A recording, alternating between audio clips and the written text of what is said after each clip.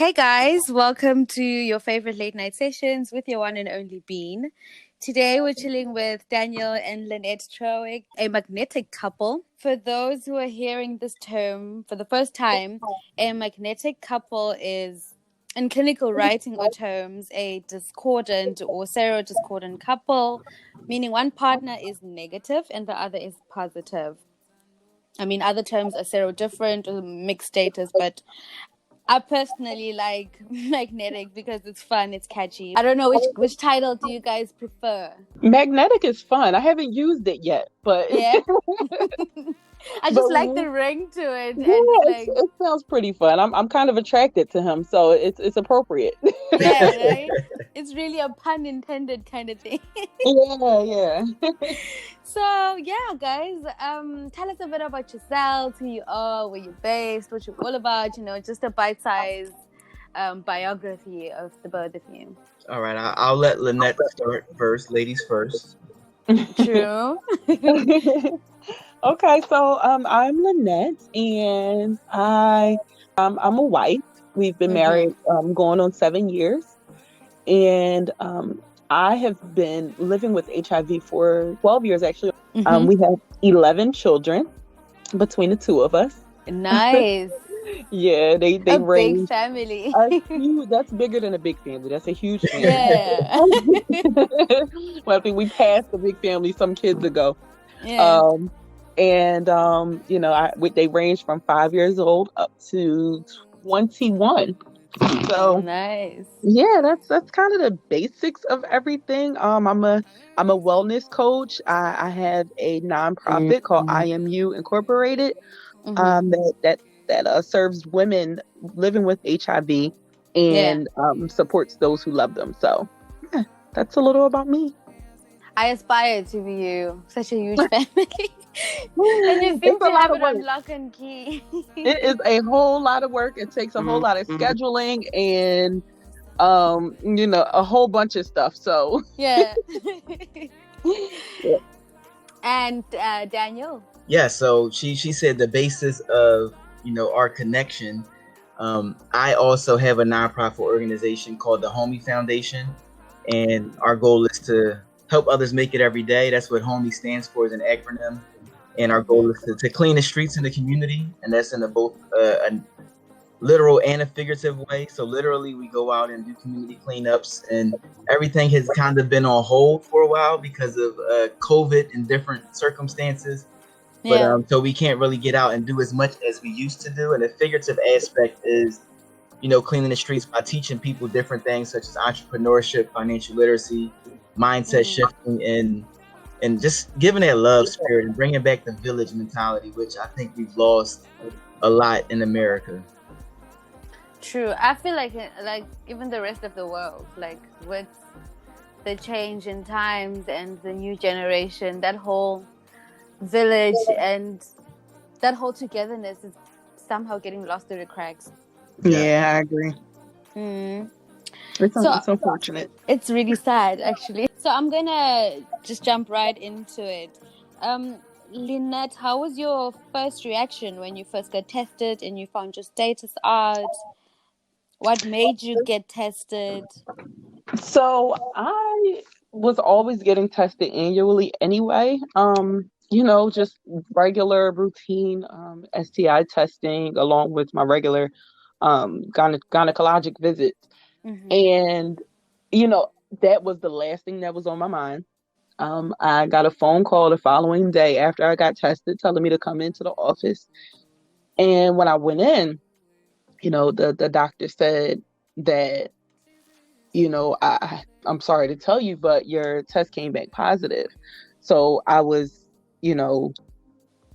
horrified. I had absolutely no idea what to think. I didn't honestly know much about HIV because, unfortunately, that's not really a conversation that people have, True. unless it somehow affects you directly, whether you know somebody who's positive or, you yourself is,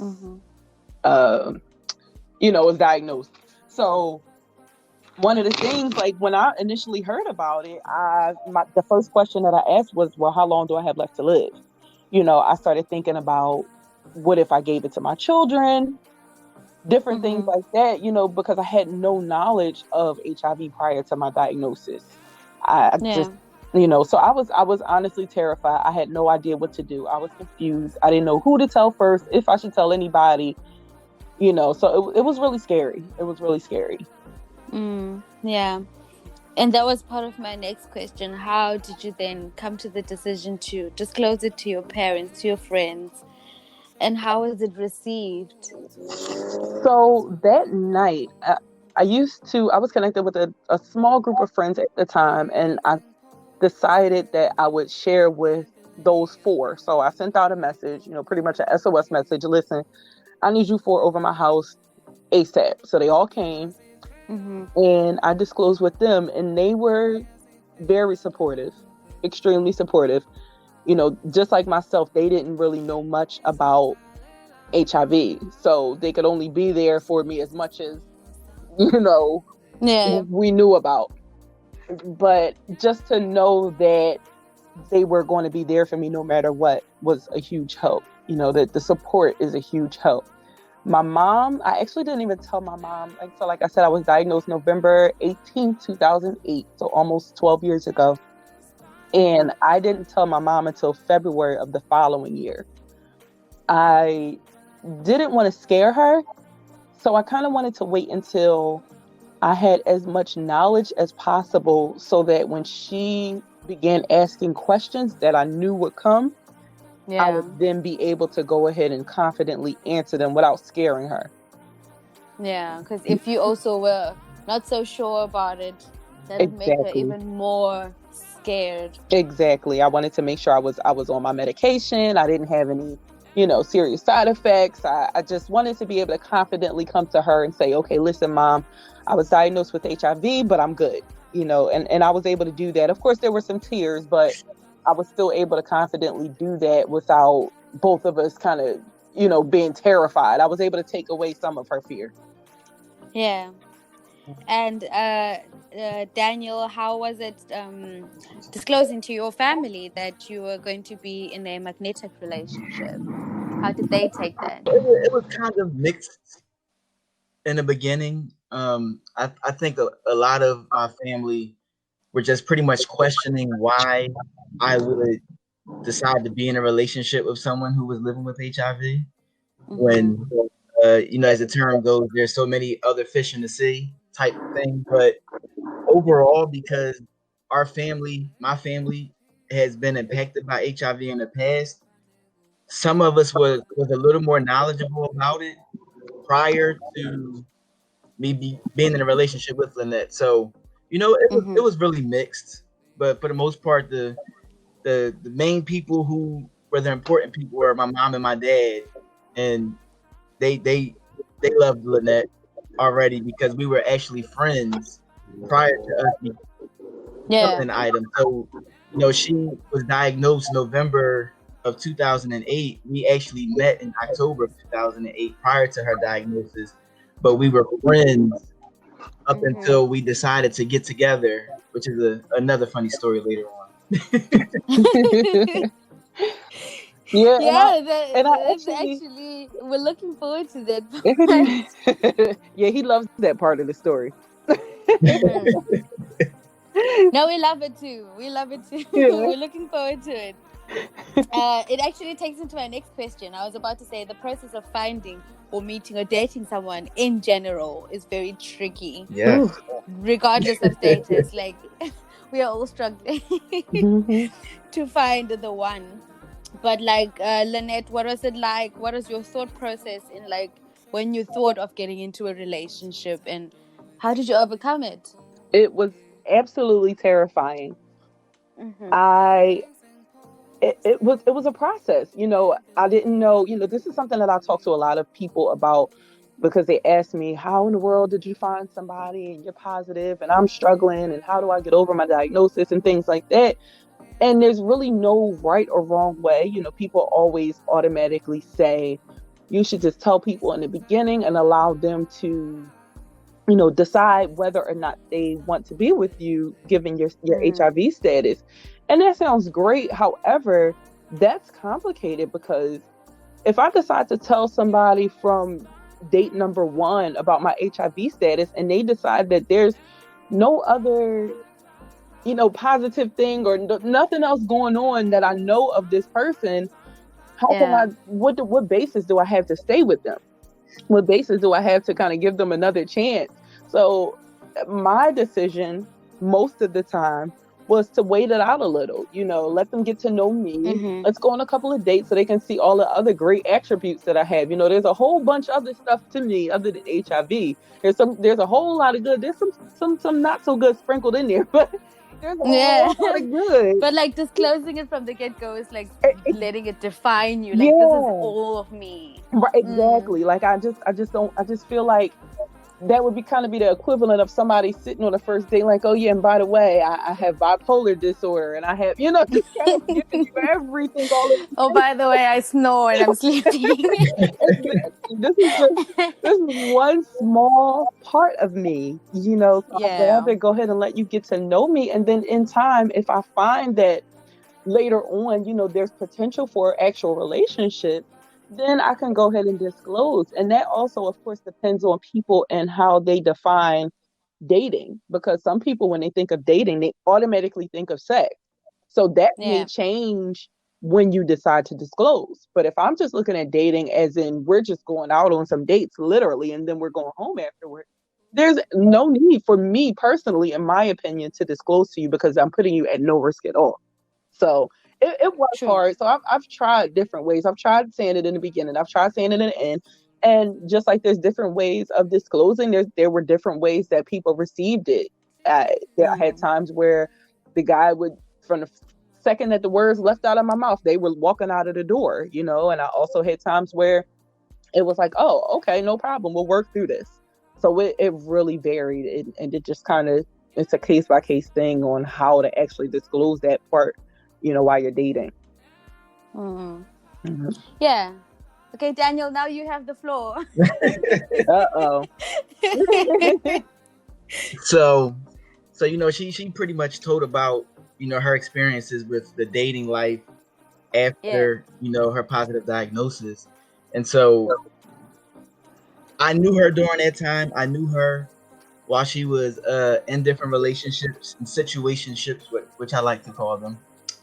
You were friend-zoned, basically. No, it wasn't even any kind of attraction between us, quite honestly. So we met in October of 2008, and the beginning, about April of 2009, I had a dark moment in my life. I had a Facebook rant where I just started snapping, and it was actually about my daughter whose mother had permed her hair when she was younger, so her hair started falling out, and I had just lost it. And I was going crazy. And Lynette just so happened to be a hairdresser and said, you know what, I can do her hair and I'll help her and help you out, help make sure it's healthy and grows back and all of that. And so starting in April of 2009, she became my daughter's hairdresser. So every 2 weeks, I would take my daughter to her and she would do her hair. And over the years, we went from a mutual acquaintance to, okay, we kind of cool. She's my daughter's hairdresser, and then we became friends, and then we became best friends, almost to the point that we were pretty much like brother and sister. Yeah, we actually called each other brother and sister, and the kids called us like aunt and uncle. So yeah. Yeah. So we grew a really, really, really great friendship, and as you were talking about those relationships and finding love just in a natural setting, I was struggling myself. I ended up in a horrible relationship, got married, got divorced, and Lynette was there the whole time. She experienced all of it with me. Well, not all of it. I didn't tell her everything, but I was being a bad best friend at the time. But basically in 2012, February of 2012, I found out that my father was living with HIV. And so this was actually prior to Lynette telling me about her status. So I knew her since 2008, and she didn't disclose to me until 2012. And again, this was still prior to any kind of relationship that we had outside of being friends.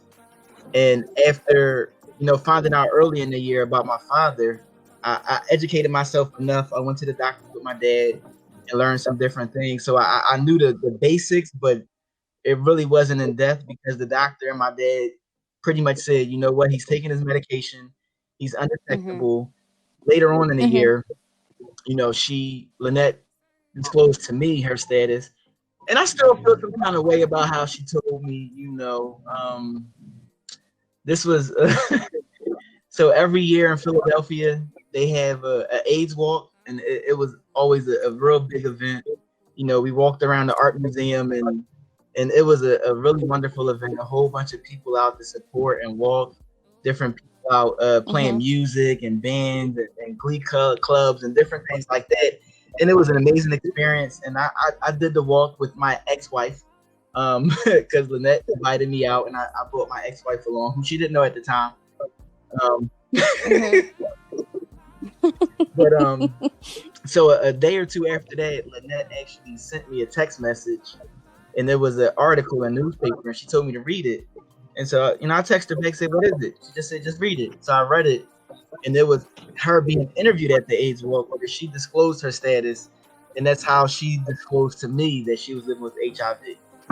And so, after finding out earlier in the year about my father, and then her telling me, it was a lot. And then to add on the insult to injury, she texted me and didn't tell me to my face, and she knew for all these years. She broke the best friend code. Man, I was hurt. And technically, he broke the best friend code when he got married to somebody that he didn't introduce me to first. But go ahead. That's true. Go ahead. See, you were first, so go ahead, continue. We wasn't married yet, though, so you broke it first. She was with my fiance at that time, which ended up with my wife and then my ex-wife. But yeah, I had all those emotions, and the stigma started to show its ugly face, and it was like, okay, hold on, you've been around my kids, the horrible stigma that people still feel to this day. I don't understand how, with all the advancement in technology and medication, but we use the same bathroom, we eat off the same plates, and all those crazy thoughts started coming through my head. But after my experience with my father, I knew the best thing that I could do was just be supportive and just be there for Yes, so that's what I did. I was supportive, and in June of 2013, I had officially gotten my divorce papers, and I was turning 30, and I had a big plan to go to Vegas with my friends, and it was my two boys, and we made these plans to go to Vegas for my 30th birthday to go act a fool. I invited Lynette out. She was one of the boys. She was like my homie.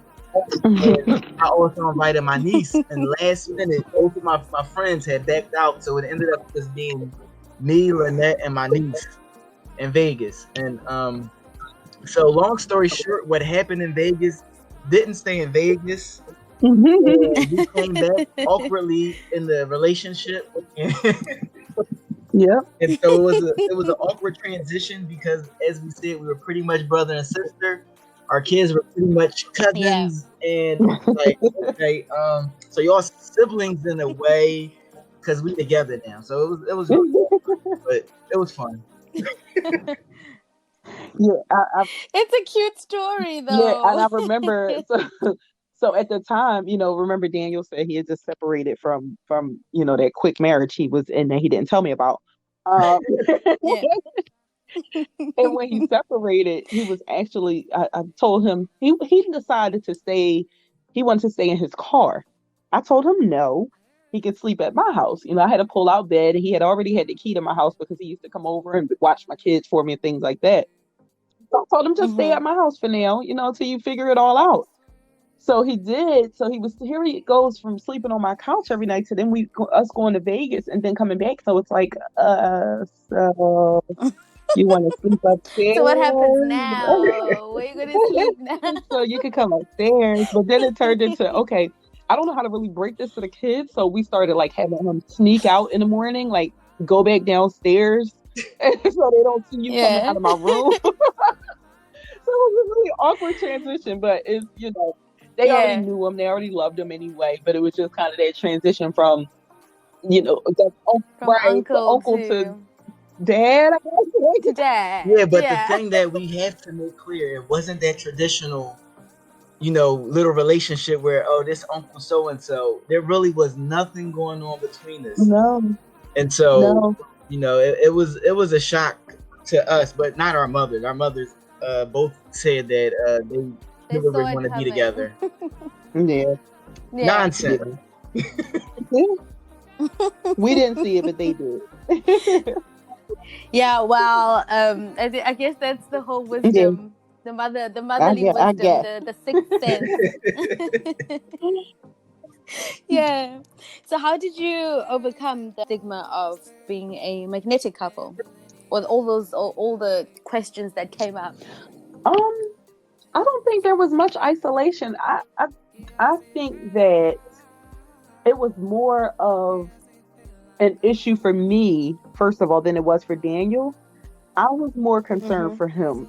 I didn't want anyone saying anything to hurt his feelings or, I just didn't want him feeling any kind of way. Just from past Yeah. experiences, I didn't have a good history in relationships. So for the most part, the guys who did accept me in a relationship, they either didn't want us to talk about our relationship publicly or didn't want me to talk about our relationship publicly. Or if I did talk about the relationship publicly, I couldn't talk about HIV publicly. So Daniel was the first one, being with Daniel was the first relationship where I could have both. I could talk about the relationship and I could talk about HIV, but it was just awkward to try to get used to. I just wanted to protect him, even though over and over and over again, he always told me, I don't care what anybody says. People are going to say what they're going to say. I could really care less. But so it was more me worrying about what everybody else said, and then with us having a blended family, I didn't want it to be an issue with the kids and their moms. And, I'm like, well, what if the mom says she doesn't want the kid being around me with HIV? So it was just so many thoughts going on in my head. But he always reassured me and told me that he was fine, So it was tough to kind of get over that hurdle. But as far as isolation and everything, I think everybody was, because of our personalities and because we're so happy and joyous, and Yeah. you kind of can't. And Yeah, open about it. So if you have questions, we're gonna answer exactly. your There's just a questions. regular conversation around Mm. HIV in our house, and even with the children. You can talk about HIV with the children, and it's just a normal, regular, everyday conversation. So I think it kind of makes people a lot more comfortable than if it was such a taboo conversation. It makes them more comfortable to go ahead Yeah. and ask questions. True. Mm-hmm. That's Yeah. really true. So from the 11 kids, do you guys have a kid together? Or are they both from the two families? Is it a completely blended family? It's okay, completely blended in a sense where it doesn't get any more blended than we are. Like completely blended. No, I I always mean describe it as his, mine, and ours. So yes, we have created children together, but we brought children into the relationship, and we also have Yeah. children that neither one of us like. We have other children that we just kind of adopted. Yeah, the other his, kids. mine, and ours. Like just it's just a whole blend. But yes, we do have children that we conceive together as well. Because that's the other question that I kept coming across. Can a magnetic couple naturally conceive? 100% yes, as Yeah, long as it's done baby. the right. He's getting excited over here. Yes. But yes, a magnetic couple can naturally conceive, thankfully, because we are magnetic. Yeah. Thanks yes, to that. exactly.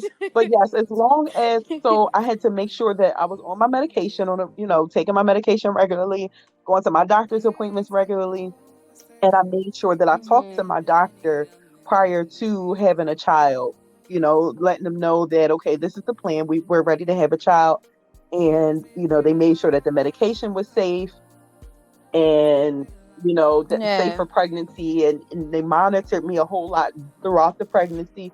they made sure, they wanted to make sure not only was I going to be healthy, but, me staying healthy would make sure that Daniel stays HIV negative, as well as the baby coming out HIV negative. So yeah, it's definitely possible. And I had the baby vaginally. So as opposed to before, when women living with HIV would have children, they would automatically have to receive a C-section just to eliminate the risk of transmitting HIV through the birth canal. So now, as long as the mother has been undetectable, so an extremely low level of HIV in my system, so I believe now it's less than 20 copies of HIV in my system, then I can go ahead and birth my child vaginally. That's actually a very important piece of information, because even in school, I learned that women living with HIV are not allowed to give birth vaginally. So this is really important information from first-hand experience. And that changes from country to country as well. So a lot of things, especially when it comes to birthing children and breastfeeding and things like that, vary from country to country. So here in the U.S., they advise highly against breastfeeding for moms who are living with HIV, even if we are undetectable. It is something that is being studied a lot now, though, because there are a lot of moms who are living with HIV who are like, well, I'm undetectable. I can have a baby vaginally. I can have sex, and not. So I'm sure I can breastfeed so as well. They're doing a lot of research on that right now. And there are several countries who are, going ahead and telling the moms that they can breastfeed. I'm still a little leery of it. If the doctors are telling me there's a small chance, then I just don't want to risk it. That was a really hard part, though, for me to mentally accept, because I am a huge advocate for breastfeeding. So it was really hard for me to accept that. But personally, I just didn't want to take a risk, even if it was like a 1% chance. Yeah. And one thing I want to add is, how she said it was personally a challenge for her. The mental aspect of the pregnancy and the birth took a toll on Lynette. Even though she was undetectable and the doctor said everything was fine, and after our son was born, he had to go get tested every so often in the beginning and take HIV medication as well, just to make sure. And the whole process was a mental struggle for her, quite honestly. And everybody, you can hear what the doctors say, but that really isn't going to impact how you feel internally about certain situations. True. So that was a big struggle to overcome throughout that process. And 5 years later, our son is wonderfully our son. He's a perfect combination of us and all of our children put together, which is both a gift and not a gift. But it's definitely a major blessing. And he's HIV negative, just to make sure you know that part. He's HIV negative, and I think as well as me, I'm still HIV negative 7 years. He is. It won't change. Yeah, and I think. And I was actually about to ask, did you take any extra precautions, like any medication, like PrEP or whatever, or did you just really stick to Lynette having her HIV level low? So when we first got into our relationship, PrEP wasn't really a big thing. I'm not even certain it was actually out yet. It may have been, but it wasn't really discussed much. But prior to that, and the term U equals U, which is undetectable equals untransmittable, that wasn't even out yet. So that saying wasn't out. The research that showed that when you're undetectable is a 0% chance of transmitting the virus, that wasn't even spoken of yet. But we are both people of faith, and our relationship with God, and especially my relationship with God and the faith that I have, even prior to all of that coming out, I never had a doubt in my mind. And like she said, she did in the beginning with so many different things. I never had a doubt in my mind that I would, contract the virus from my wife.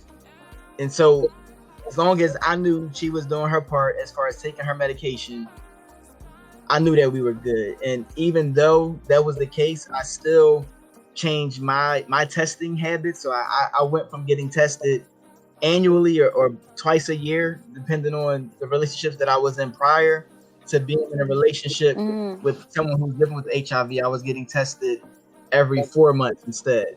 So it was pretty much every quarter that I was getting tested, just to make sure that I was still good. But I never had any doubts, unlike her. Yeah, unlike me. So I was a paranoid one. Yes, faith is one thing, and I love God and all of that. But you were Yeah, still like, because it was, it's different because it's me. I knew that if God forbid he was to contract HIV, that would be on my conscience. And we had discussions about it, and he said, if that's something that would happen, I know that I put myself in this situation, and it's not going to change how I feel about you. And you can hear that all day long.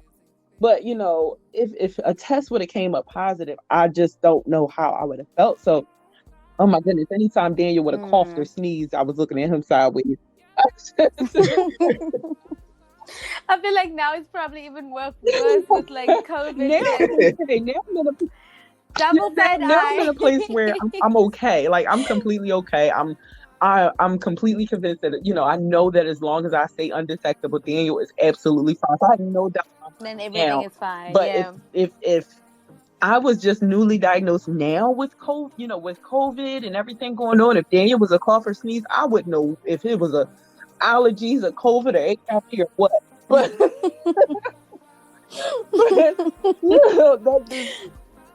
but at least you don't have that weight in your spirit, in your mind. That weight is completely gone. It's probably just allergy. Completely gone, thank God. Yeah, because I used to go with her when she went to go get her blood results and everything done, and I would get tested while I was there. And after about the second or third time, I noticed her and how anxious and fidgety she started to get, and her hands started to sweat. She got this sweaty. I'm like, oh no, I'm not doing this around her no more. She about to lose her mind. Yep. You gotta go by yourself, honey. You can't come with me.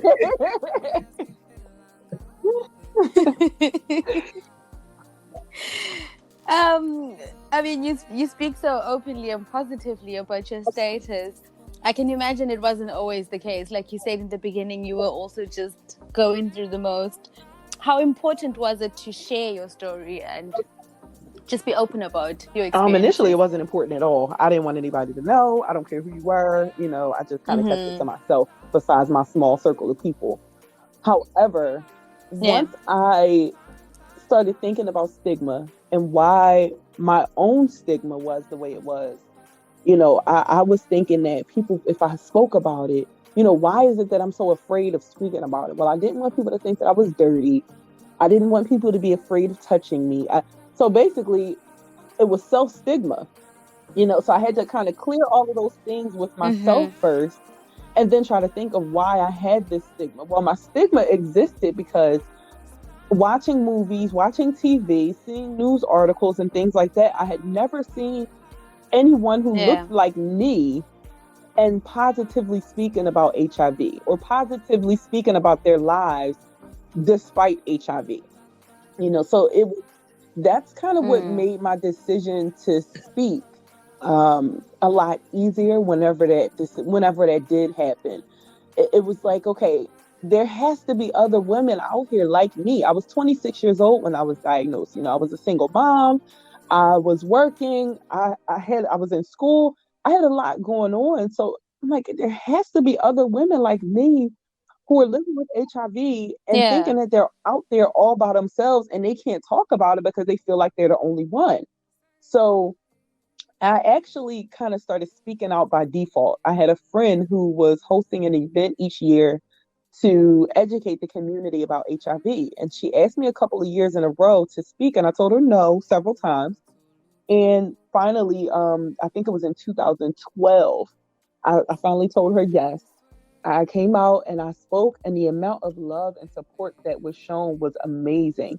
So many people came to me telling me how much my story helped them, and even sharing their own diagnosis, telling me that they were positive or they had family members who were positive, and they now that listening, now seeing me and hearing me speak, they know that they can make it through. It was like, wow, okay, I need to do this more often, just to let people know that you can have a regular life, and especially now at this point in my life, being married, having 11 children, having businesses and working out and fitness instructor and, all this stuff I have going on. Exactly. You're living your best Traveling life. and just loving what I'm doing. HIV is such a small part of my life. It's a huge part, but it's just one part of what I have going on, but it had to be spoken about. And now, like I said, once I decided to start speaking out, the amount of love and support that I received, the amount of people who come to me and telling me that because I decided to share my story, they can now be okay. And now I have several friends who I'm close with who are in my age range who are living with HIV, and we party together, we travel together, we have a good time together. And that's what I believe needs to be more public, but it's hard just because people do live with that self-stigma. Yeah, true. Mm-hmm. True. And we spoke earlier about how you also speak openly with your kids about HIV. So in your opinion, from what age do you think kids should get sex education and education on HIV and AIDS? And what's your take on the distribution of condoms as well to students in schools? Babe, you want to take that or you want me? You can start. I'll finish. Okay. So basically, I feel like sex education starts from birth. Where of course we're not giving them the 16-year-old, 21-year-old conversation, but I feel like it starts from small things like calling your genitals what they are. Saying vagina, saying penis. That's sex education. I never wanted my children to come to me and with nicknames for their vaginas or penises. Your cookie and your I don't know what it is. I need you to be able to articulate. God forbid if something happens, or if something is hurting or something's bothering you, I want you to be able to articulate it and not feel creeped out by saying what the natural thing is. Yeah. We were born with these things, so say it. Just like you can say arm, you can say penis. So I think that's kind of where it starts. And then, of course, as they get older, you change the conversation. So, a little older, you start introducing the talk about good touch and bad touch. And, you can even start introducing talks about, especially now with teenagers and things like that, talks about pornography, because it's a real thing. Talks about things that are going on in these music videos and what people are wearing on social media, and all of that is sex education. So I believe it starts at birth. Condom distribution, I'm all for it. I'm not one of those who feel like if you give it to them, it's giving them approval. I would much rather my child know that they can protect themselves. We can have a conversation about this. And there's a safe way to do it.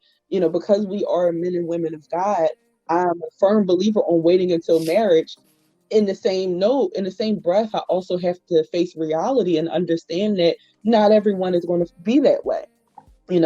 So I give them both ends of it. Wait until marriage. Why do I wait until marriage? Okay, I'll give you scripture. I'll talk to you about all that. We'll pray our way through it. However, if you feel like you can't fight that urge, make sure that you protect yourself. Yes. Yeah. So. And Daniel, do you have something to add? She went all the way through with it. Nothing. Sorry. She left you nothing. The sex education part is different in our house because we have such a wide range, of ages in our house. Like I said, from 5, and in our home it's from 5 to the children are 5 to 18, and then 21. My sister is also there who's 24. So, and every age all in between. So it's, we definitely have to have those sex ed talks, because you got the 10-year-old that's walking around with boobs, and Daniel's probably over there shaking his head now. But, and then the 5-year-old little boy looking like, well, what are those things growing out of her chest? And and then we got to explain to the 5-year-old why he can't bust in the 10-year-old's room, because she needs to change it. So all of that is part of sex education. And the 10-year-old needs to understand why the older sister who's 16 or 18 Right. is allowed to have a Oh, boyfriend she'll and never she's be not allowed. yet She has too many allowed. brothers.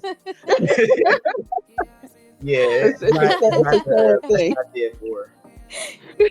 We had that conversation at the dinner table the other day, and the boys were talking about their girlfriends. And then I said, "Well, what about your boyfriend, Gab?" And she just looked, and she just knew not to say anything. So we just left it at that. Poor thing. Yeah. Yeah, Must be really Yes, it fun. is. yeah, it It's is. such a huge It is. family. So, Daniel, based on your magnetic experience, what 5 things do you feel a HIV negative person would need to know when dating a positive person, as advice for negative individuals who have recently started a relationship with someone positive or would like to get into a So I would relationship? say the first thing is for that person to definitely know their status. So as much as we talk about the other person and whether they are living with HIV or not, the sad fact is that many people do not know their status. They have never been tested, and that's scary. That's honestly a little scary. That in this day and age, people are not being tested to know about their own selves and to focus on their own health. Everybody is so focused on everybody else that we tend to forget about our own selves and our own health. So, definitely knowing your status first and foremost. And I would say from my experience, the next thing is medication. You don't want to be annoying about your partner taking their medication, but I need you to be taking your medication to make sure that I'm good. That selfishness comes into play. Not to put pressure Yeah, on you, but I mean, definitely. And so you don't want yeah, to pressure the other person, but it's like, okay, so I'm worried about me here, and I also need you to be worried about yourself. So if you're not taking your medication, then there's yeah, an opportunity for you to get worse in your situation. So your health may deteriorate because you're not doing what you need to do, and that is definitely a key. As Lynette said earlier with dating, just make sure you're right for each other, and don't rush it. And that oh my goodness, I was a professional relationship rusher in the past, and literally yes, but I fell in love like overnight. I was horrible.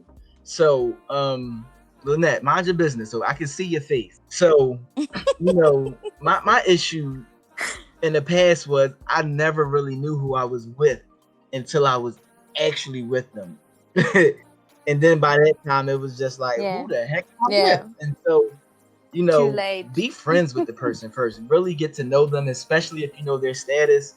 You really want to get to know them and make sure that you two are really compatible. And, Lynette was truly my only friend that I had prior to becoming an item with them. So, I was always a little corny kid who had the dreams of getting married at a young age and having 9 children. I come from all those corny things, and I wanted to be at my wedding saying, "Oh, look at me! I married my best friend." And with Lynette, I actually did. I actually had the opportunity to marry my best friend, which makes our relationship so much easier. Even during the hard times, it makes it so much easier because, the last conversation that I had with my sister Lynette was over some dude that made her cry, right? And so I promised her, the next man that make you cry, I'm gonna do some bad things to him. And the crazy thing is, I ended up being that next man. And so because I love my best friend that much, I can't make her cry. I can't hurt her, or else it won't be. So really having that relationship of a friendship is definitely key. I don't really know any more than that. I think those only 3 things, but I think that pretty much sums it up for me. And I'm a really abnormal person in the sense of my faith and my rebellious spirit. So like Lynette said, I really could care less what anybody had to say or feel about anything that I did. I was going to do me always. And that's always how I've been.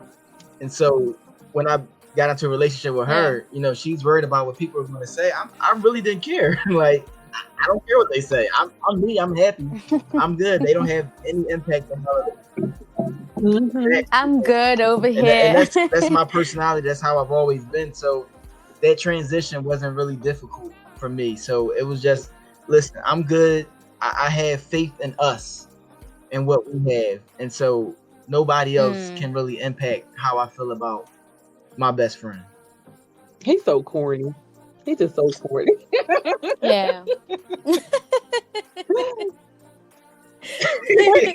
I'm blushing on your behalf, Lynette. Why can't I get something like I'll this? ship him over to you the next time I get mad at him. But just know that he comes along. He comes with 11 kids. So if I ship him, I got to put all of them in the box and send them all over. Oh. Yes. And Everyone. based on what she just said, I guess that's the last thing that I can say. Regardless of a health diagnosis or a status, people come with baggage of life. Mm-hmm. So you got to be able to Yeah. sift through the baggage that everyone comes with, no matter what. Everyone. That Yeah. everyone comes with, yeah, true. True. So, Lynette, you said at the beginning, like when you first found out about your status, the first thing that you asked was, how long do I have to live? And you've made it this far. So what tools and strategies have helped you to manage your HIV over all these years? Because I guess people think it's a really death sentence, but it really and I think isn't.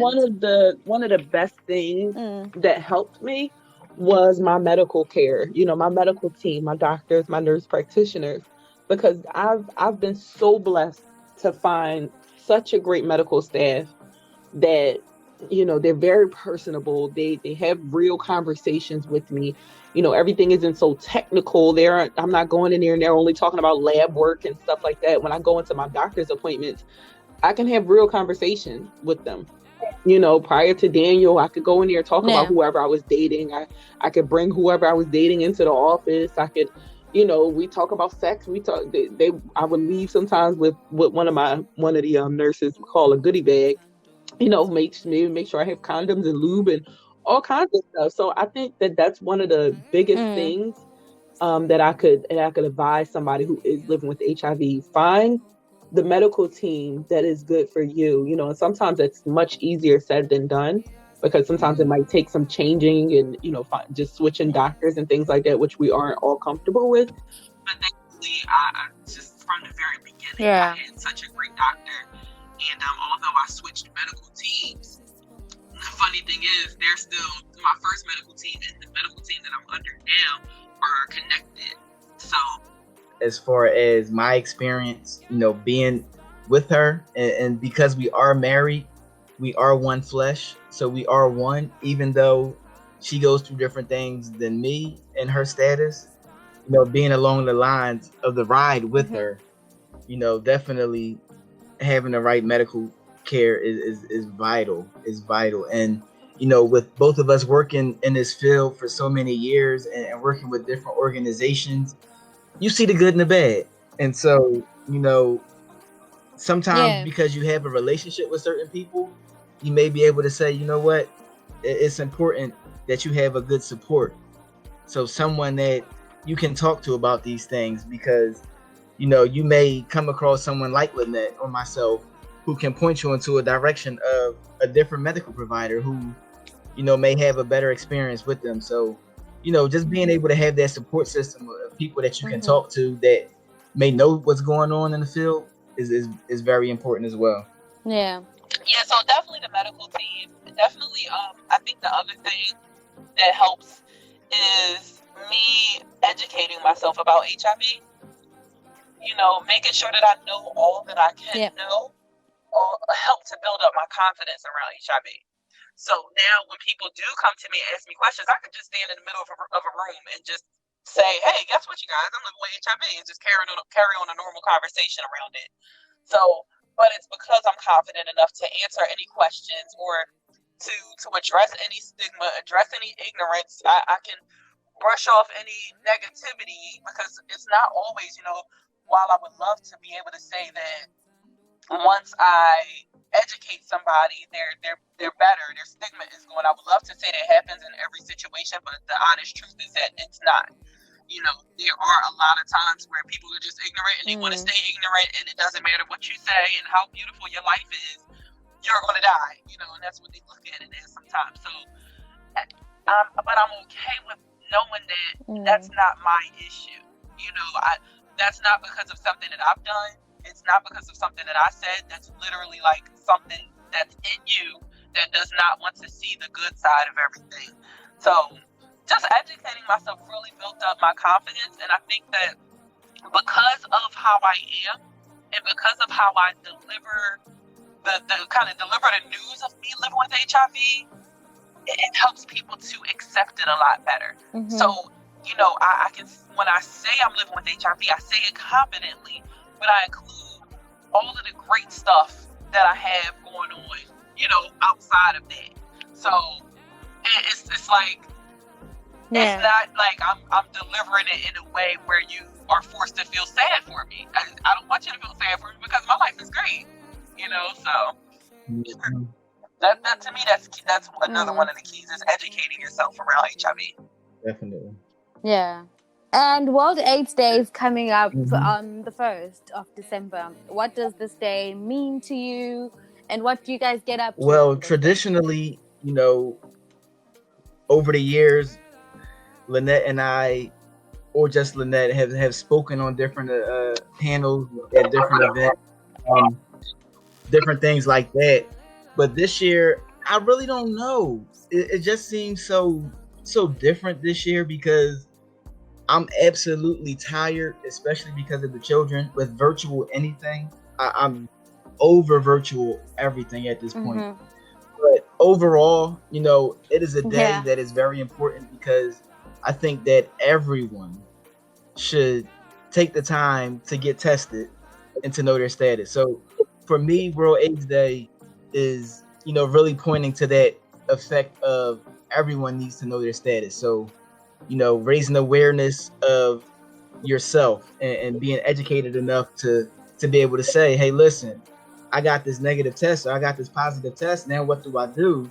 And being in a proper environment where you feel supported and have someone to talk to and can go forth and get the care that you need. But everyone should know their status. It's 2020. It's unreal to me that everyone does not know their status. And it still goes with the stigma because people are afraid to know their status because they may have been living a wild and crazy life and they're afraid of getting those results.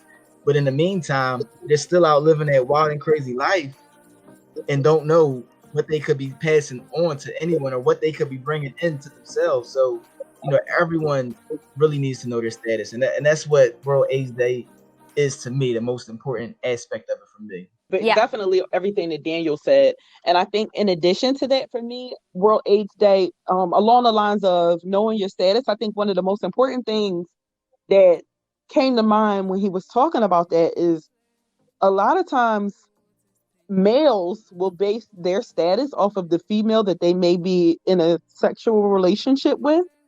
They're like, oh, well, she's good, so I'm good too. And that's not the case. So HIV is one of those things that can lie dormant in your system for years. Your body may never have any symptoms at all from HIV. Or the symptoms, and you're feeling perfectly fine. That so you you have assume may disguise that themselves as something else. Like for me, I could at the time I couldn't necessarily say I had HIV symptoms. However, knowing now what I know that they were HIV symptoms. Because prior to my so I was diagnosed in November of 2008. March of 2008, I had strep throat, the flu, a stomach virus, I was dehydrated, and my blood pressure was low. All at the same time. I was diagnosed for each one of those things separately. However, I was never tested for HIV at that time. So I could have went for a long time after that. It took me about 2 months to get better, but I could have went for a long time after that, never knowing my status had I not gotten tested in November. So it's very important for us to all know our status, number one.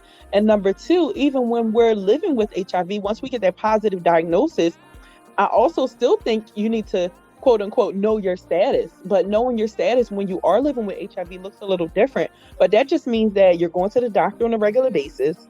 You're finding out all your levels. Like I'm healthier than someone not living with HIV, just because we get tested every 6 months for everything: cholesterol, your kidney functions, your liver functions, everything.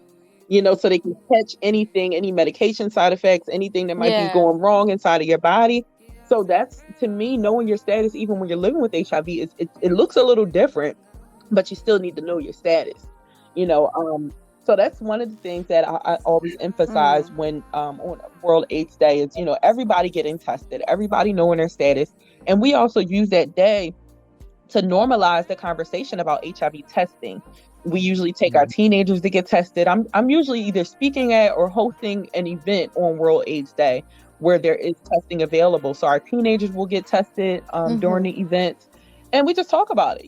We started that with them when they were 13 years old, just in hopes that whenever they do decide to become sexually active, or prior to them becoming sexually active, that can be a normal conversation that they can have with whoever it is that they decide their partner is. Hey, I just went and got tested. Have you ever gotten an HIV test? It can just be a regular thing for them to just go ahead and say. So that's what World AIDS Day is. So November 18th is the anniversary of my diagnosis. It's what I call my rebirth day. So I also have an annual event. This year is the 4th annual event. It's called Beyond My Diagnosis. So that's another way that I kind of commemorate the day that I was diagnosed. And, like I stated a few times before, I just look at it as a way to show people that I am more than just my HIV status. And we celebrate that event. We do different performances and we have vendors and we have a really good time. Like I said, to just kind of show you outside of HIV. And I have a few speakers who share their experience with HIV, just kind of telling people, look, it's way bigger than what you think it is. We're out here, we're living normal lives, we're walking amongst you, and we're going to school, and we're all ages, and we looking good while we're doing it. It's not what a lot of these movies, and that was one of the things that just forced me to kind of hold it in the beginning, was the fact that when I looked at these movies, people just look so sick, and they look sick, and and the media lesions, really and they have to take handfuls of pills, and they're in the hospital, and pneumonia, and just they really lonely, and no extremes, kids, and I don't want to be like that. So I'm not telling people I got HIV, because I don't want them to see that image of me. But I find people who are living life, and really living life, and not just simply existing, but really living life. And I have them come up and share their stories about HIV, so people can see the positive side of HIV. The part where, like I said, we're living life and we're walking amongst you, and it's not like we touch somebody and now you got it too. It's not like the boogeyman, or it's okay. You can live in the world with you and you're fine. I guess you just covered the next question, which is just basically advice to listeners who may have recently been diagnosed or are unsure whether or not to get tested or not. I guess you guys just covered that, and you're like, go for it. Know your status, and once you're diagnosed, take it in, deal with it, deal with your inner stigma, and allow yourself to process. Live your best life. People tend to listen to me now and think that I've always been this way, from day one with my diagnosis. No, not at all.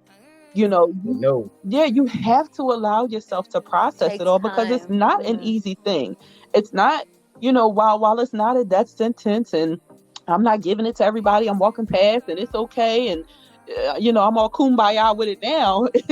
That wasn't the case. It's just, it was very much different. So definitely allow yourself to process. Just try not to stay in it too long.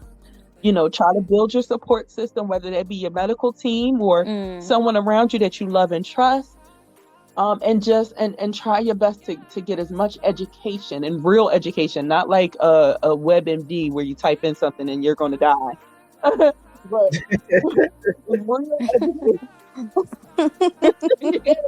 I mean, if we all relied on WebMD, I think we'd all be dead now. No, Just have a headache. It's okay. Um, but just educate yourself. Like I said, build your support team around yourself and try to get around some people who will help to uplift you even outside of HIV. Don't drown yourself in HIV. You don't all of a sudden, now that you're Yeah. living with HIV, you don't have to find a community of people, a little island to go live on. It's okay. You still you. You're still you. You're still Exactly. you. Yeah. You can Do still all of the be who same you things you were were before. I mean, before. hopefully safely, like not the stuff that could have possibly caused you Yeah. to contract HIV, but you could still live your life. You can still be a Mm, great person even with HIV. So, and to those who and I hear that often too, people who are afraid to go get tested because they're afraid of hearing a positive diagnosis. My advice would be I mean, I don't want to sound vain or anything, but look at me. I got tested, I found out my diagnosis, and I started taking medication as soon as mm, it was advised, and I'm healthy. So as long as you get on medication whenever you're supposed to get on medication, you will be okay as long as you stay consistent with that medication, as long as you keep in communication with your doctors. But you have to do all of that in order to stay healthy. Don't allow yourself to yeah. contract HIV, you don't know about it, and now years down the line you find out and it's hard to, get healthy again. Mhm. True. And on the stigma part, also for positive individuals not to you like be Yeah. scared of the stigma of taking their treatment, and Oh you yes. know Yes. That it was a being big known thing that for they're me in the on beginning too. treatment. I didn't want to take my medicine around my friends. Mm, I didn't want to take my medicine when I was out on a date. Medication was a big hurdle for me to overcome. So I yeah, definitely get over that part because you gotta take your medicine in Me. order for you to, get and stay healthy, so that you can live a long, healthy life. yeah, true. And how can we help share the knowledge and action and support and campaigns of um, in advocacy for HIV? You said you have a non-governmental organization on that. Do you want to maybe Sure. shed some light on it so that we can visit your Sure, of website course. and So my help out where nonprofit we can? organization is called IMU. It's just the letter U. It's IMU Inc. And it's the same website. It's imuinc.org. The website Mm-hmm. is still it's under construction, but it's up. And there's also links on there so people can donate to the cause. And it's mostly focused on women who are living with HIV between the ages of 25 and 45 years old. And I chose to focus on that age group because that's the group that kind of struggles a lot with stigma in regards to having children and dating and things like that. And that's, my age group. I was diagnosed at 26. I'm now 38 Mm, years old. So that's my focus. I want to make sure that, us women who have so much going on in the community, so much going on in life that we're taken care of. So I not only focus on that woman, but I do a lot around yeah. educating the people who love her, so her children, her significant other, her spouse, those people, her parents, those people who are closest to her to help build up that support system around them. I host different events. Most of my events are focused on women and families. So, like I said, the event that I have coming up is more of a community event to kind of bring everybody together to learn more about HIV and what does it look like outside of just that diagnosis. But I also have an event coming up in February called Girl Me Too. And Mm, Girl Me Too will be focused specifically on women and us kind of sharing, because Girl Me Too, that's kind of a statement that a lot of us say when we're talking. And it's like, oh, yeah, well, let me tell you what I went through. Girl, me too. You know, so yeah. that's actually, focused specifically on women. It's a lot of different events. I'm trying to lean more into virtual events now, giving the way of the world. That's a little it's complicated for me because I'm a hugger and I like being in people's faces. So it's been a little tough on me. But yeah, that's, you can find me on, like I said, on my website. I'm also on social media under IMU Inc. And also under my name, Lynette Trawick. That's actually the best way to follow me is under Mm-hmm. my name because I share a whole bunch of personal stuff on there. And like I said, I don't want it to just be an HIV journey. I want you to see the whole person. You know, right? I ventured The down the whole way of person, yeah. making like an IMU page where it was specific to women living with HIV. Then I was like, you know what? I don't want people to only see that part because we have more going on than that, you know? So follow me on my personal page. Let's make this thing. Yeah. Come Exactly. and see how I'm a super Exactly. mom. Come and see my So let me show workout you my little routines. crazy Come and see kids and my I recipes. want you to see all of that stuff. So yes, yeah. So that's and you can on there you can find all different types of Yeah. ways to to support the cause that I have going on. Yeah. Yeah. And Daniel, how can we support your cause Pretty as much well? the same way. I'm easily found on social media. I'm currently working on my websites currently as well, and I'm just found under my name, Daniel Mm-hmm. Trawick. You can find me on every social media platform under that. Hey, you could even Google me. You might find out something new that you can learn. We're Googleable people, so you Yeah. Google our names, you will find some information. We have been in different magazines and different publications where we share a little bit more in different aspects of our story. So it's a good way to learn more about our lives Yeah. and how HIV has impacted it and affected it, but also how we control the narrative of what's going on, and we never ever will need to have anyone out there saying so and so about us, because everything is already out there for everybody to know, so they can see it firsthand how we live our lives. So that's very important. Great stuff. Thank you Thank so you. much, This guys, was for your great. Thank I you. time. It's appreciate been you lovely. opening up this conversation for people. It's very important. Yeah. Thank you so much. Yeah. And now that we're wrapping up the year of 2020, how would you like to describe? 2020 has been transformational. Highlights, I would say that I Mm-hmm. gained some really good business coaches. I've gotten some great business advice, and I'm very, very excited for things that are to come. Mm-hmm. I shared with someone last week or the week before, and I actually shared on social media that God gave me a glimpse of what is to come, what my future is going to look like. So I'm currently in preparation mode so that I can make sure that when Yeah. God decides to release those blessings, that I'm completely ready for them. Yes, Yeah. and for me, I would say eye opening. Amen. I would use a little dash in between the eye and opening, make one word. Yes, just to keep the system a little bit. Make it one But word. I really learned a lot about myself throughout this year, and different things that I need to focus on and do differently for myself. And overall, this year has been a major blessing. I've been able to spend more time with my kids, although now I'm done. I would like them to. I would like them to be back in the real world in school, so I can focus on my different things that I have going on. But I'm here with my kids all day, and it's been amazing that I haven't been interrupted this whole time. So those things are little blessings that come in snippets here and there.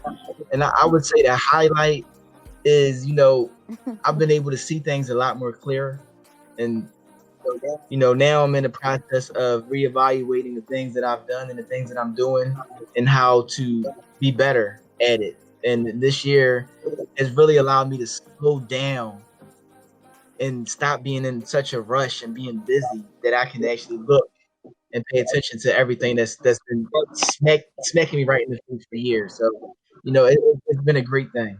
Yeah, I was going to ask, what did you do? Sit the Yeah. kids down in front of the TV with a pile of snacks or something? I Yeah. haven't heard them the whole time. No, no, no snacks. I got them all locked in our room. The snacks, that is, not the kids. Yeah, the snacks. The snacks. Oh, yeah, don't thanks for don't that send the people clarity. I over was to the about to house. be The like, kids are not locked in the room. It's the wait, snacks that are wait. locked in the room.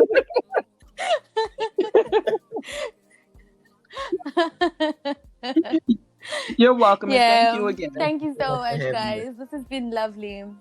Take care, and I'm wishing you a lovely remainder of Thank you. 2020 You and Thank you a too. so much. blessed Same and with you. prosperous 2021.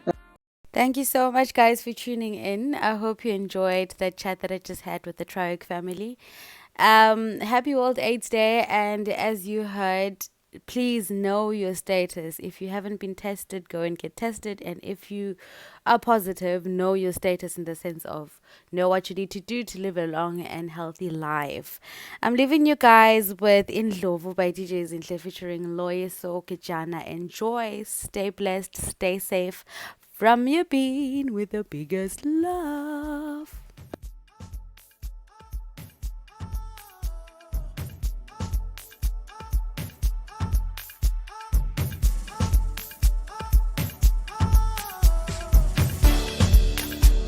Kudala uhlelo lila ayubomi abulungi kodwa wena uyindlovu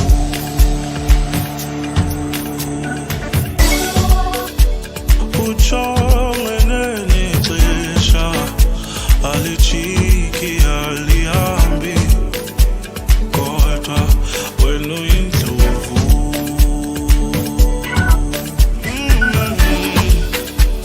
ubuhlungu naphakathi